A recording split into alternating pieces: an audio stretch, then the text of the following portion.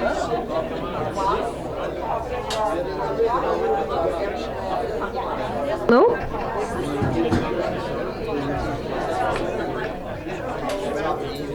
Hello, everyone. How are you today? Good. So everyone, a big thank you for being here this afternoon. So for this conference, this is going to be the highlights for the spiritual valet that we have at the CMA 2014.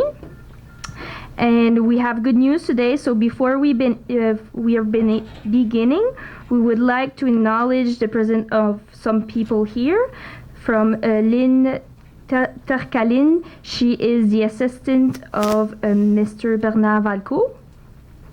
And we have Emilien Nadeau, the president of the CMA 2014. And Father Jacques right here in the front, that he is the coordinator of the spiritual valet. So I would like to invite Mr. Emilien in the front to have a few words for us.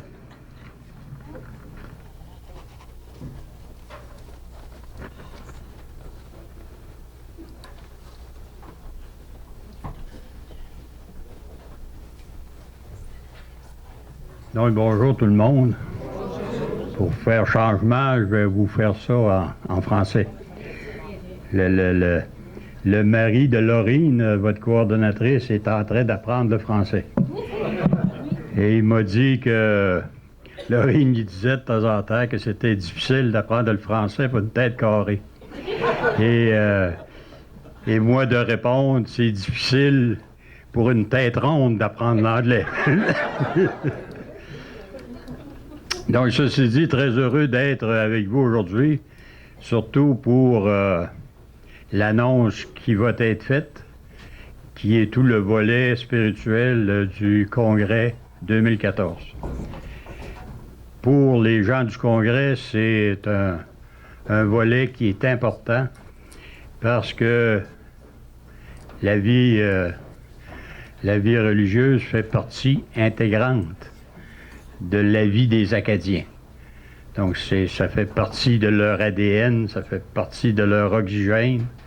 Et quand on parle de religion catholique, ben, c'est vraiment nous. On est de cette culture-là.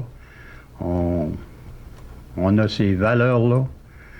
Et puis, c'est important, lors d'une grande fête comme celle-là, qui réunit en autant que possible tous les Acadiens du monde, bien que ce volet-là soit présent.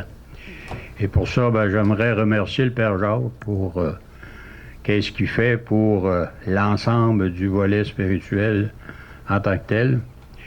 Pour les plus vieux d'entre nous, on se rappelle de tout ça, on se rappelle de notre enfance, comment c'était, du mois de Marie avec le chapelet à la Croix-de-Chemin, etc., qu'il fallait être à jeun depuis minuit pour aller communier, et tout ce qui existait à l'époque et qui est peut-être un peu moins vrai aujourd'hui.